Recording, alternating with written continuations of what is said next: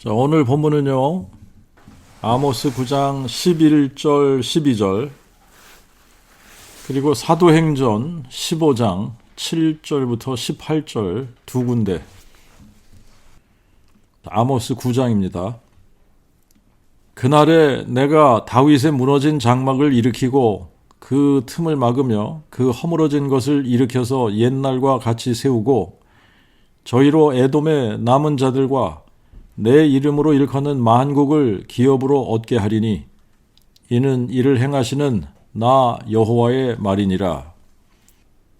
사도행전 15장 7절부터 많은 변론이 있은 후에 베드로가 일어나 그들에게 말하되 여러분 형제들아 너희도 알거니와 하나님이 이방인들로 내 입에서 복음의 말씀을 들어 믿게 하시려고 오래전부터 우리 가운데서 나를 택하시고 또 마음을 아시는 하나님이 우리들에게와 같이 저희에게도 성령을 주어 증거하시고 믿음으로 저희 마음을 깨끗게 하사 저희나 우리나 차별하지 아니하셨느니라. 그런데 지금 너희가 어찌하여 하나님을 시험하여 우리 조상과 우리도 능히 매지 못하던 멍에를 제자들의 목에 두려느냐? 오히려 우리는 저희와 동일하게 주 예수 그리스도의 은혜로 말미암아 구원받는 줄 믿노라. 온 무리가 가만히 있어 바나바와 바울이 하나님이 자기들로 말미암아 이방인 중에서 행하신 표적과 기사 고하는 것을 듣더니 그들이 조용히 듣고 있다가 야고보가 대답하여 여러분 형제들아 내 말을 들으라. 시몬이 처음에 하나님이 자기 이름을 위할 백성을 이방인 중에서 취하시려고 저희를 어떻게 돌아보신 것을 고한 것과 선지자들의 말씀이 이와 일치하는도다 기록된 바 이후에 내가 돌아와서 다윗의 무너진 장막을 다시 지으며 또 그 폐허된 것을 다시 지어 일으키리니 이는 그 남은 사람들과 내 이름을 부르는 모든 이방인들로 하여금 여호와를 찾게 하심이니 이 모든 일을 행하시는 자 여호와의 말씀이니라. 하나님의 모든 행사는 태초부터 하나님께 아신 바 되었느니라. 네, 거기까지 두 군데를 읽었습니다. 여러분들이 요즘 성경을 보름만 해도 통독을 하시고 20일만 해도 통독을 하시고 또 한 달만 해도 통독을 하시고 그러니까 이제 성경이 눈에 들어오기 시작을 하시죠. 그죠? 오늘 우리가 구약에서 택한 본문은 아모스 선지자는 남왕국 유다 지방 드고아라고 하는 데서 양을 치고 뽕나무를 배양하는 목자인데 남왕국 유다 우시야 왕 시대에 북왕국의 예후 왕조의 여로보암 왕 시대 북왕국 이스라엘에 가서 이스라엘에 대해서 심판을 예언한 선지자입니다. 1장 1절을 보면 북왕국은 요아스의 아들 여로보암 시대이고 또 남왕국 우시야 시대 지진이 있기 2년 전에 언제 활동을 했는지 시기를 가르쳐주고 있어요. 이스라엘에 대하여 묵시로 받은 말씀이라고 기록을 하고 있습니다. 이스라엘에 대하여 묵시로 받은 말씀. 자, 이제 우리가 성경의 역사, 이스라엘의 역사를 잠깐 간단하게 훑고 가겠습니다. 사울부터 시작해서 사울, 다윗, 솔로몬까지 통일왕국 120년이 지속되고 솔로몬의 아들 르호보암 때에 나라가 분열이 됩니다. 그래서 이제 분열 왕국이 시작이 되죠. 북쪽에는 북왕국 이스라엘, 남쪽에는 남왕국 유다. 이렇게 분열 왕국 시대가 됩니다. 남쪽에는 유다와 베냐민 두 지파, 그리고 이제 레위 지파가 있고, 이렇게 이 유다, 베냐민 두 지파를 제외한 이스라엘의 10지파가 북왕국 이스라엘이 되는 게 분열 왕국이죠. 북왕국 이스라엘의 첫 번째 왕이 여로보암입니다. 여로보암. 근데 여로보암 왕조는 길게 가지를 못해요. 여로보암이 20년 통치하고 죽습니다. 그리고 그의 아들 나답이 왕이 돼서 2년 통치하는데 2년 통치하고 나서 바하사가 나답을 죽이고 북왕국 이스라엘의 2대 왕조가 들어서게 돼요. 하지만 바하사 왕조도 오래 못 갑니다.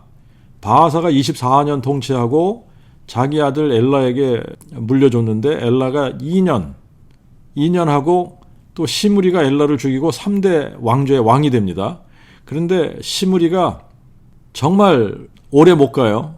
7일 만에, 시므리가 왕이 된 지 7일 만에 오므리가 와서 디르사를 함락하니까 시므리가 왕궁에다가 불을 지르고 자살해버립니다. 그래서 이제 오므리가 왕이 되려고 하니까 디브니라고 하는 장수가 가만 있지를 않아요. 그래서 4년 동안 디브니하고 오므리가 왕권을 두고 싸우다가 4년 만에 오므리가 디브니를 죽이고 4대 왕조의 왕이 됩니다.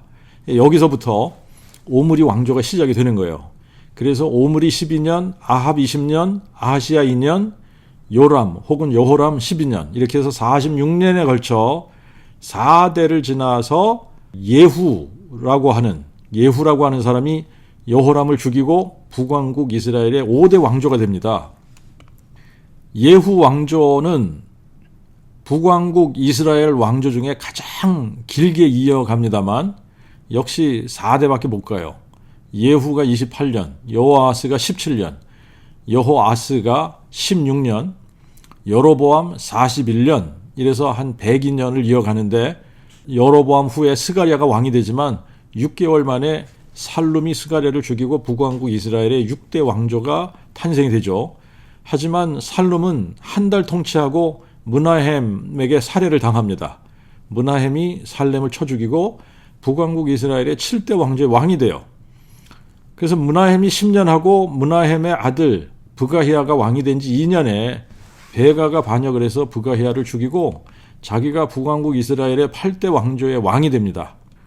그리고 베가 20년에 호세아가 반역을 해서 베가를 쳐 죽이고 북왕국 이스라엘의 마지막 왕이 돼서 9년을 통치하고 아수르의 살만에살이 사마리아를 함락하고 이스라엘 백성들을 포로로 잡아가서 여러 지방에 흩어버립니다. 자, 그래서 이제 이때부터 이스라엘의 잃어버린 10지파가 돼버리는 거예요.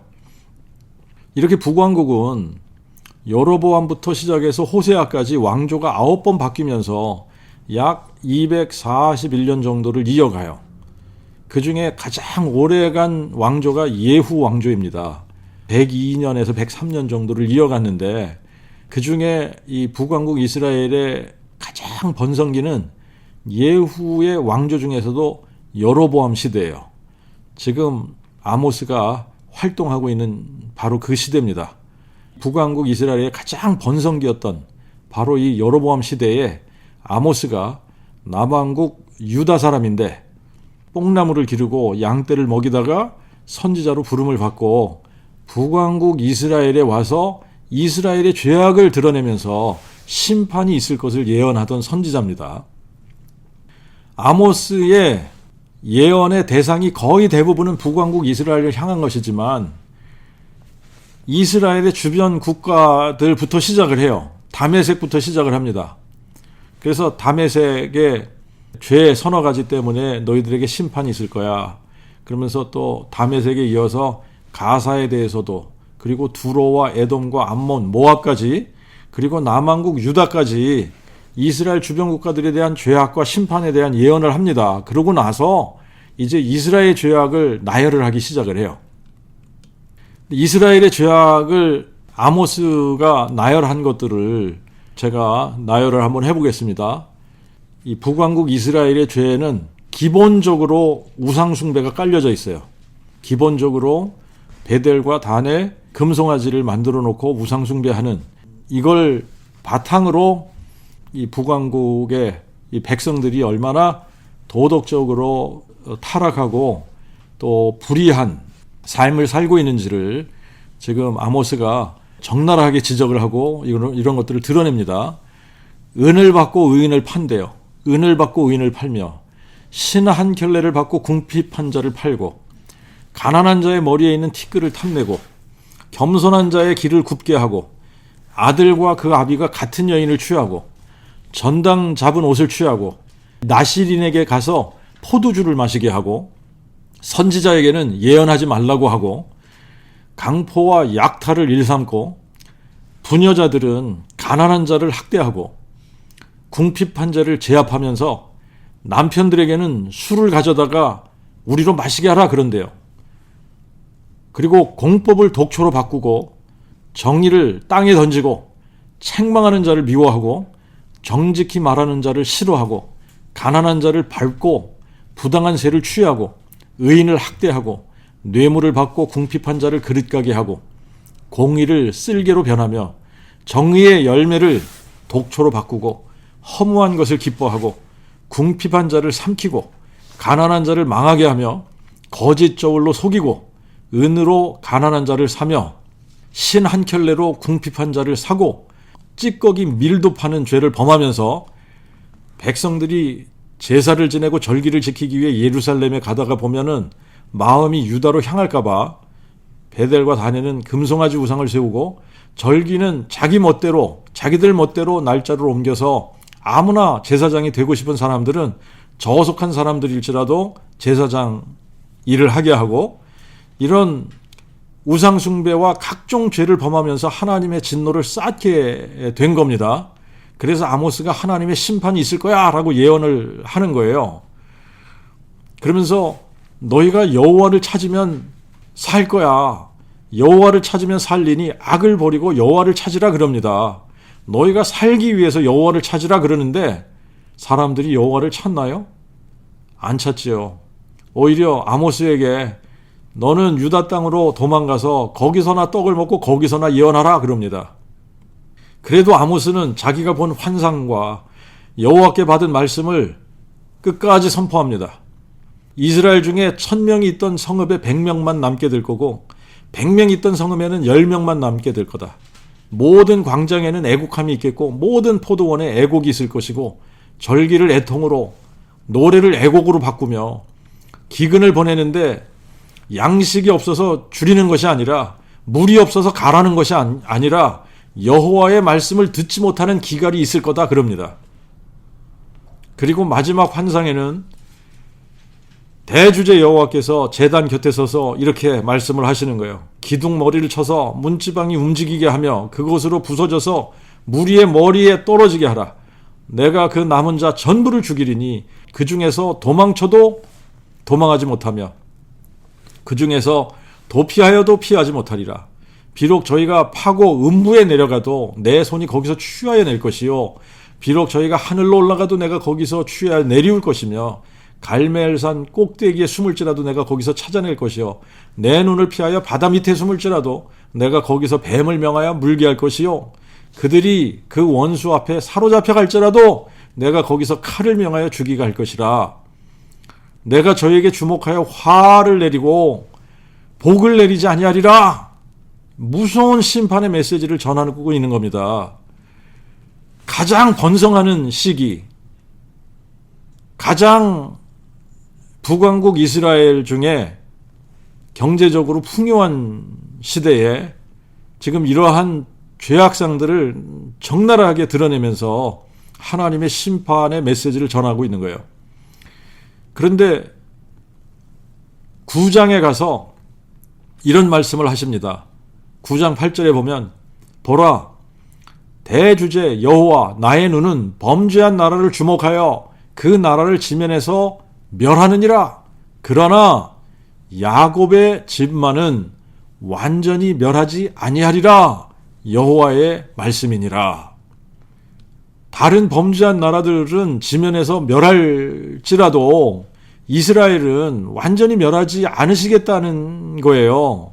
그러면서 11절과 12절에 오늘 우리가 읽은 본문입니다. 그날에 내가 다윗의 무너진 장막을 일으키고 그 틈을 막으며 그 허물진 것을 일으켜서 옛날과 같이 세우고 저희로 에돔에 남은 자들과 내 이름으로 일컫는 만국을 기업으로 얻게 하리니 이는 이를 행하시는 여호와의 말씀이니라. 자, 그러니까 이제 끝에 가서는 이스라엘 민족들을 회복시켜 주신다는 이야기죠. 그죠? 그런데 그날에 내가 다윗의 무너진 장막을 일으킨다는 말이 무슨 말인가? 이스라엘은 사울과 다윗 그리고 솔로몬까지 통일 왕국 시대를 지났습니다. 120년 동안 40년 이렇게 통일 왕국을 지났어요. 그런데 이제 다윗 때부터 하나님께서 다윗에게 약속하신 것이 다윗의 위, 다윗의 보좌, 다윗의 왕권을 끝까지 영원토록 가게 하시겠다라는 약속을 해주신 겁니다. 자, 그런데 이제 솔로몬의 아들 르호보암 때에 와가지고 이제 왕국이 분열이 돼요. 남왕국 유다, 북왕국 이스라엘. 이제 여러분들이 보셨듯이 북왕국 이스라엘은 왕조가 9번이나 바뀌면서 722년 BC에 아수르 살마네셀에게 함락이 되고 그래서 흩어지게 되죠. 그런데 남왕국 유다는 다윗의 아들들이 계속해서 왕권을 이어갑니다. 다윗의 아들들이 다윗의 보좌에 앉아서 다윗의 왕권을 계속 이어가요. 그러다가 586년에 바벨론에게 멸망을 당합니다.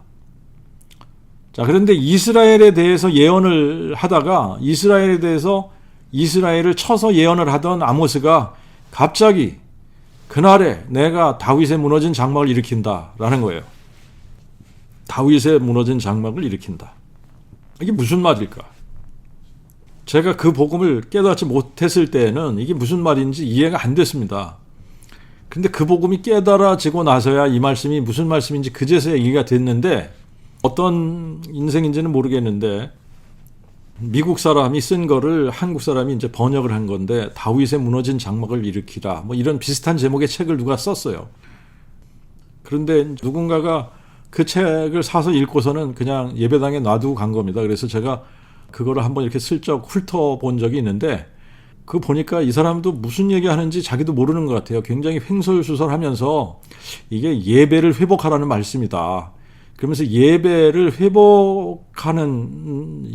어떻게 하면 회복하는 건지 그러면서 장황하게 헛소리를 늘어놓은 이제 그런 책을 제가 한번 이렇게 훑어본 적이 있어요. 그게 기억이 나는데 이 본문은 신약에 와서 사도행전 15장에 가니까 예수님의 동생 야고보가 이 본문을 인용을 해요.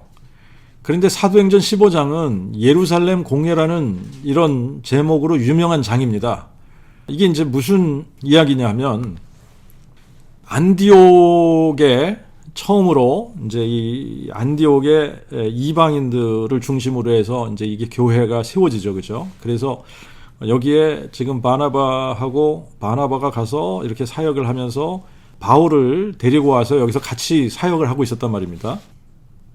그런데 이제 13장부터 보면은 바나바하고 바울이 첫 번째 전도 여행을 떠나죠, 그죠? 그래서 첫 번째 전도 여행을 마치고 다시 안디옥으로 왔습니다. 그런데 이제 무슨 일이 거기서 벌어지느냐 하면 유대에서 왔다고 하는 사람들이 안디옥에 와서 너희가 모세의 법대로 할례를 받지 못하면 능히 구원을 받지 못한다 이렇게 가르치는 거예요. 바리새파 사람들이고 할례당이라고 하는 사람들인 것 같아요.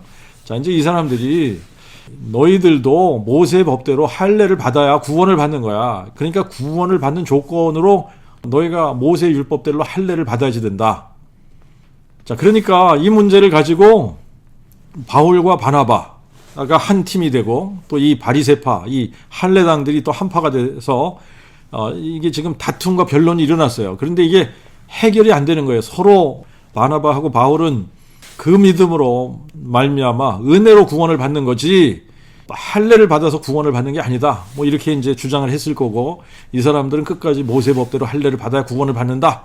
뭐 이러면서 이제 이게 팽팽하게 맞서니까 안디옥 교회에서 어떻게 했느냐면 사람들을 예루살렘에 보낸 겁니다.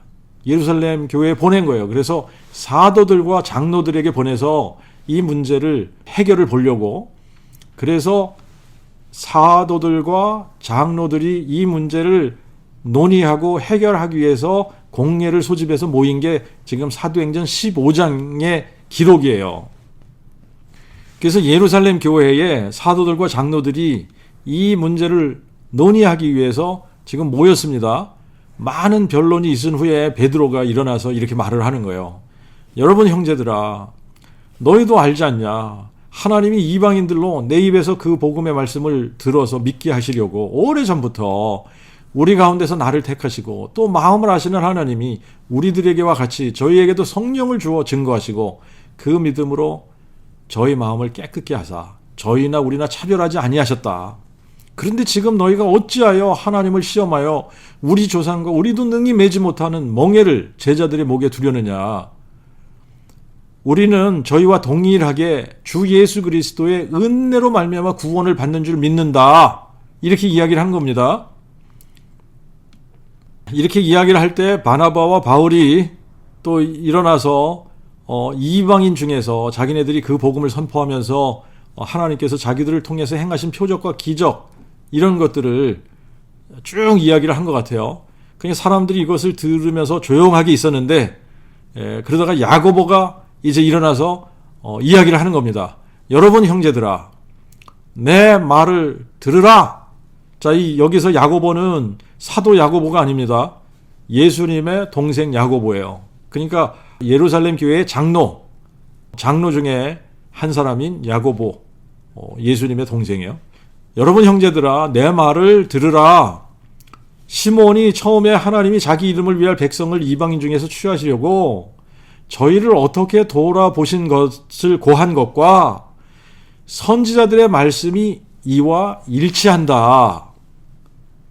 그러면서 인용하는 게 아모스 9장 11절 12절을 인용한 겁니다. 기록된 바 이후에 내가 돌아와서 다윗의 무너진 장막을 다시 지으며 또 그 폐허된 것을 다시 지어 일으키리니 이는 그 남은 사람들과 내 이름을 부르는 모든 이방인들로 하여금 여호와를 찾게 하심이니 이 모든 일을 행하시는 자 여호와의 말씀이니라 하셨으니 하나님의 모든 행사는 태초부터 하나님께 아신 바 되었느니라.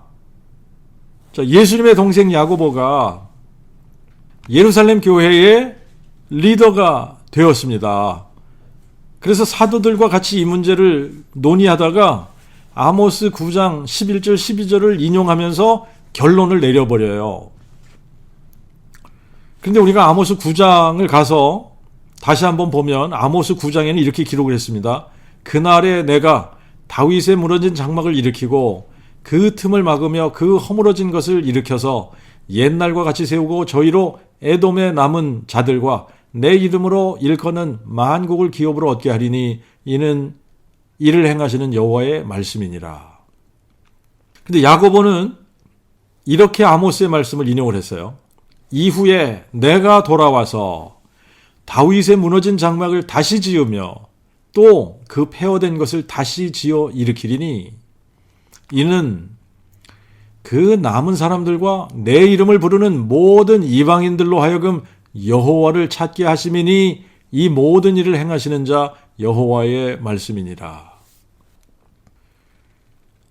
아모스 9장을 야고보는 그 말씀을 그대로 인용을 하면서 여기서 워딩이 한두 가지가 조금 바뀌어지긴 했습니다만 그것이 키인 것 같아요. 이후에 내가 돌아와서 라고 하는 이 표현과 그리고 그 남은 사람들과 내 이름을 부르는 모든 이방인들로 하여금 여호와를 찾게 하심이니. 근데 다윗의 무너진 장막을 일으킨다는 게 무슨 말일까? 이거는 지금 야고보가 인용한 사도행전 15장의 그 말씀을 우리가 읽어보면 여기서 이게 무슨 의미인지 알 수 있습니다. 여기서 답을 주고 있는 거예요. 이게 무슨 예배를 회복해라, 뭐 어떻게 해야 예배를 회복하는 건지 이런 거 아닙니다. 이게 여기서 주어는 내가 돌아와서 내가예요. 내가 다윗의 무너진 장막을 일으키리라 이거예요. 내가. 근데 내가는 여호와를 의미하는 겁니다. 여호와께서 다윗의 무너진 장막을 일으키시겠다고 말씀하는 거예요. 내가 다윗의 무너진 장막을 일으킬 거야. 여호와께서 다윗의 무너진 장막을 일으키시겠다고 말씀하는 건데 이제 야고보가 이 말씀이 무슨 의미인지 여기서 해석을 해주는 거예요. 그러면서 이는 그 남은 사람들과 내 이름을 부르는 모든 이방인들로 여호와를 찾게 하십니다. 아모스 9장에 가서 보면 이제 10절을 보면 내 백성 중에 화가 우리에게 미치지 아니하며 임하지 아니하리라 말하는 죄인들은 다 칼에 죽으리라 그랬어요. 자, 그러니까 여호와께서 심판하시겠다고 하는데 우리는 심판받지 않을 거야. 화가 우리에게 미치지 못해. 그러면서 스스로 의로운 채 하는 이런 사람들, 하나님의 말씀을 있는 그대로 받지 않고 회개하지 않는 사람들, 이런 사람들은 다 칼에 죽는다는 겁니다. 이게 무슨 얘기냐면 구원이 없다는 얘기예요. 그런데 남은 자들은 남은 자들은 구원하시는 거예요. 남은 자들. 남은 자들이 누구냐? 여호와를 찾는 자들입니다. 아모스가 너희는 살기 위해서 여호와를 찾으라 그랬거든요. 여호와를 찾으면 살리라 그랬어요. 여호와를 찾는 자들이 남은 자들이에요. 그리고 내 이름으로 일컫는 만국, 내 이름으로 일컫는 만국은 내 이름을 부르는 이방인들입니다. 내 이름을 부르는 모든 이방인들로 여호와를 찾게 하심이라. 근데 야고보는 아모스를 인용하면서 이후에 내가 돌아와 이런 표현을 썼습니다. 다윗의 무너진 장막을 일으키는 방법이 이후에 내가 돌아와. 이게 무슨 얘기냐면 여호와 하나님께서 다윗의 자손으로 오셔서, 다윗의 뿌리가 다윗의 자손으로 오셔서 다윗의 무너진 장막을 다시 지어서 남은 자들과 여호와의 이름을 부르는 모든 이방인들로 구원을 받게 하시겠다는 말씀이에요. 그런데 다윗의 뿌리가 다윗의 자손 되신 분이 누굽니까? 예수 그리스도 아닙니까? 그러면 우리가 누구를 믿어야 구원을 받습니까? 예수를 믿어야 구원을 받는 겁니다.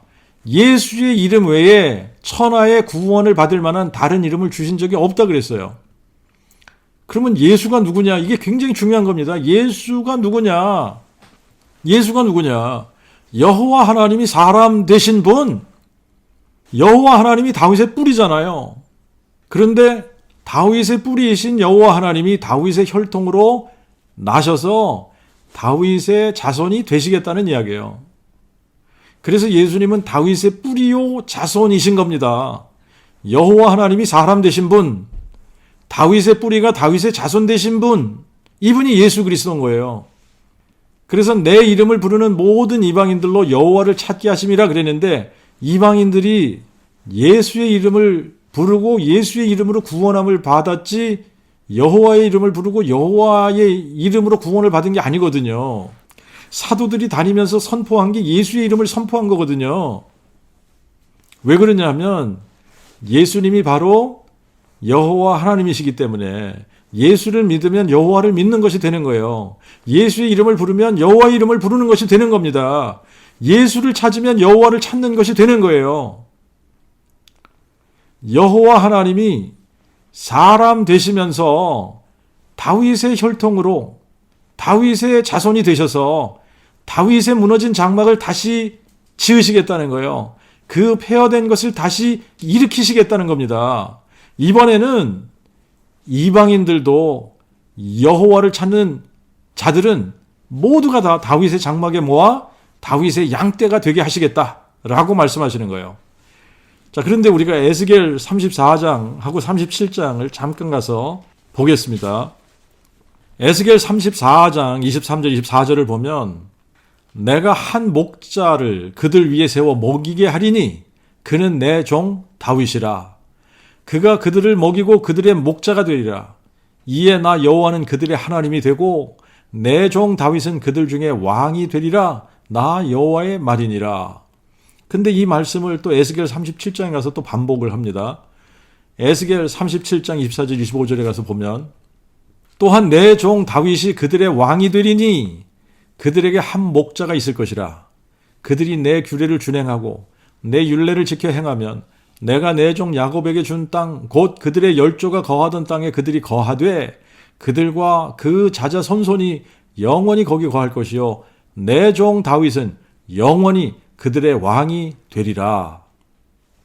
에스겔하고 예레미야는 동시대 사람입니다. 그런데 에스겔은 바벨론의 포로로 끌려간 사람이에요. 그래서 바벨론의 포로로 끌려가서 지금 활동을 하고 있고, 예레미야는 유다에 남아서 예루살렘에 남아서 끝까지 예루살렘이 함락되는 것을 보면서 활동했던, 남왕국 유다가 함락되는 것을 보면서 활동했던 그런 선지자고, 에스겔은 예레미야와 동시대 사람이지만 바벨론의 포로가 되어서 바벨론에서 활동하는 선지자입니다. 다윗의 보좌. 다윗의 보좌는 지금 하나님께서 약속하신 것이 있어요. 북왕국 이스라엘과 같이 여러 왕조들이 차지한 것이 아닙니다. 남왕국 유다에서 다윗의 자손들만 다윗의 보좌에 앉아서 분열왕국 시대 거의 400년 가까이 남왕국 유다를 통치하다가 주전 586년 바벨론 느부갓네살에게 함락이 돼요. 그러면서 이때 다윗의 장막이 무너진 거예요. 다윗의 장막이 무너진 겁니다. 이때 다윗은 이미 죽었어요. 다윗은 이미 죽었는데, 그런데 다윗이 목자가 되고 다윗이 영원히 그들의 왕이 된다. 그러면 여기서 다윗은 누구를 의미하는 거냐? 여호와 하나님이 다윗의 자손으로 오시는 하나님 자신을 의미하는 거예요. 여호와 하나님 자신을 의미하는 겁니다. 다윗의 뿌리가 다윗의 자손으로 오셔서 다윗의 보좌에 앉으실 분, 그리스도, 예수, 여호와 하나님이 사람 되실 것을 이렇게 말씀하신 거예요.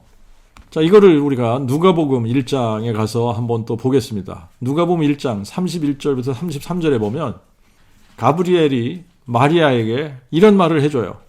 보라, 내가 잉태하여 아들을 낳으리니 그의 이름을 예수라 하라.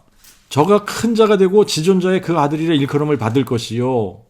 대주제 하나님께서 그의 조상 다윗의 그 보좌를 저에게 주시리니 저가 야곱의 집을 영원히 다스리실 것이며 그의 나라가 무궁하리라.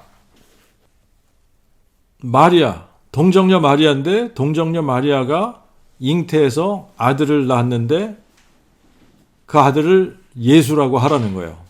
근데 예수는 큰 자가 되고 지존자의 그 아들이라고 불리게 될 거라는 겁니다.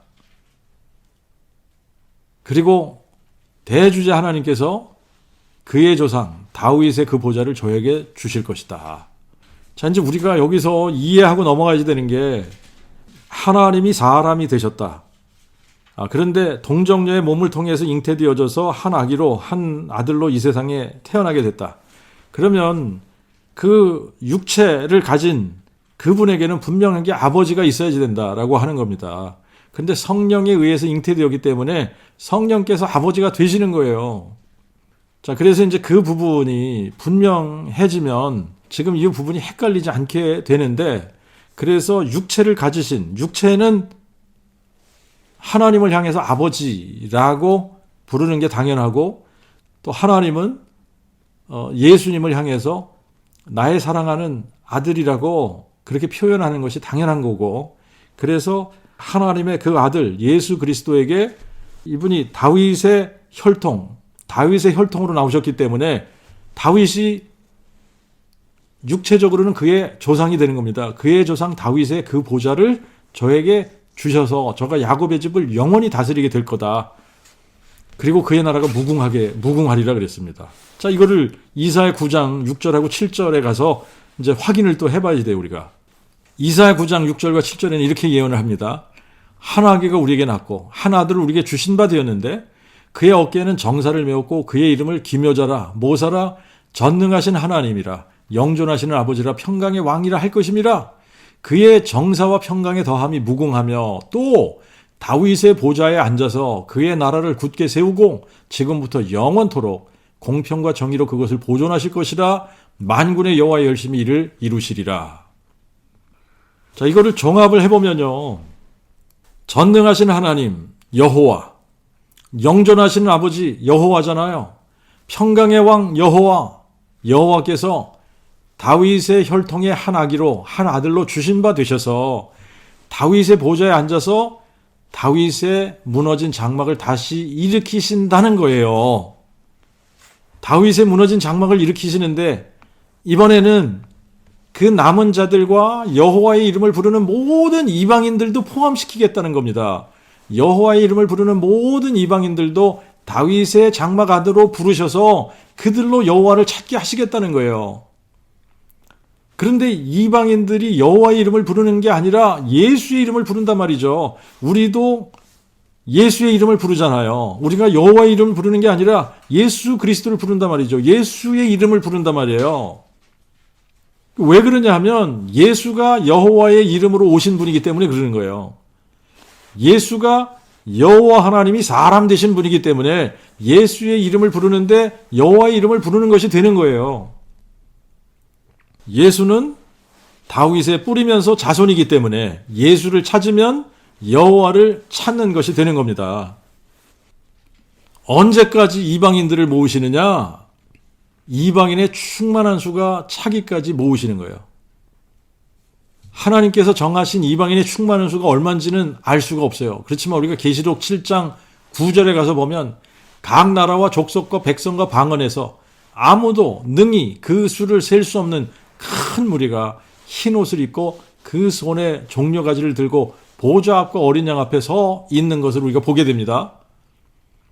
자, 이때부터 그들은 다시 줄이지 않고 목마르지도 않고 해를 입거나 아무 기운에 상하지도 않게 되는데 이유는 보좌 가운데 계신 어린 양께서 저희의 목자가 되사 생명수 샘으로 그들을 인도하시며 하나님이 저희 눈에서 모든 눈물을 씻어 주실 것임이라 그랬어요. 누가 저희의 목자가 되신다고 합니까? 어린 양이, 보좌 가운데 계신 어린 양께서 저희의 목자가 되사 그랬어요. 하나님의 어린 양 예수, 여호와 하나님이 사람 되신 분 예수가 다윗의 혈통으로 나신 다윗이 되는 거예요. 에스겔서에는 다윗이 목자가 되고 다윗이 영원히 그들의 왕이 된다고 하는데 계시록에서는 어린 양께서 저희의 목자가 되시고 어린 양께서 왕이 되시는 거예요. 다윗의 혈통으로 오신 여호와 하나님 예수께서 영원한 다윗이 되는 거예요. 그래서 영원한 목자가 되시고 영원히 그들의 왕이 되시는 겁니다. 다윗의 자손으로 오신 예수께서 다윗의 무너진 장막을 일으켜 세우시는 거예요. 그런데 그 방법이 이런 겁니다. 다윗의 보좌에 영원히 앉으실 분은 영존하시는 분만 영원히 앉는 겁니다. 그래서 영존하시는 아버지가 사람이 되셔서 이 땅에 오신 거예요.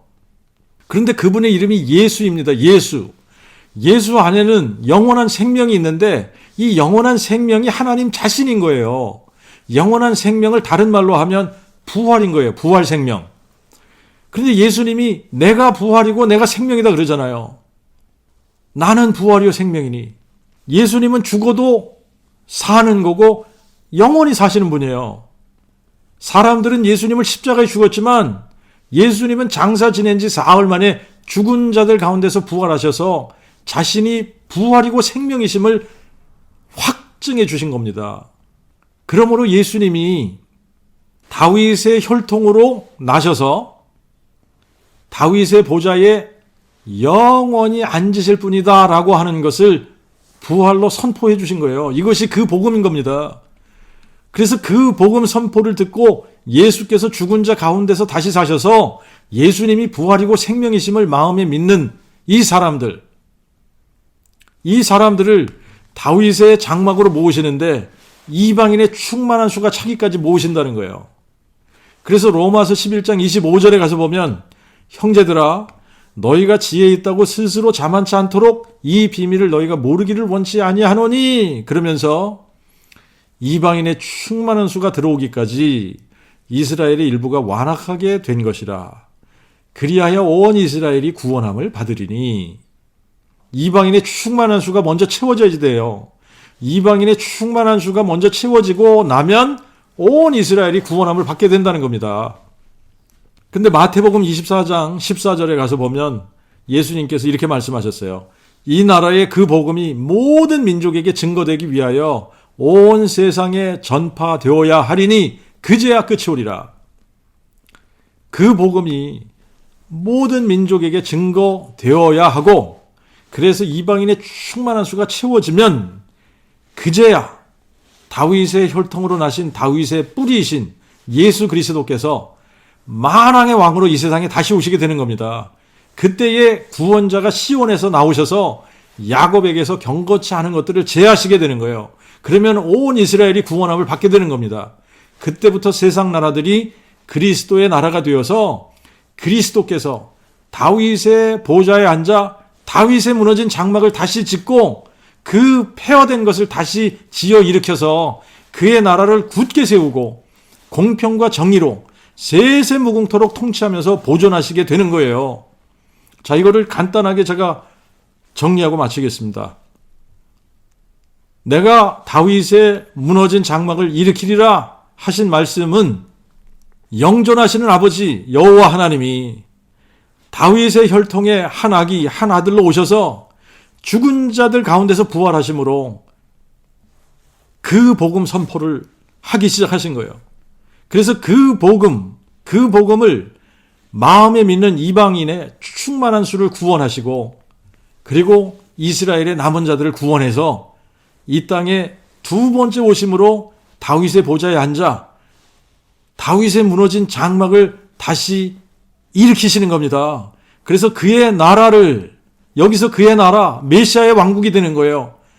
그의 나라를 굳게 세우고 공평과 정의로 그의 나라를 굳게 세우고 보존해서 세세무궁토록 다윗의 혈통으로 오신 다윗의 뿌리이신 여호와 하나님이 세세무궁토록 통치하시게 된다라는 의미입니다.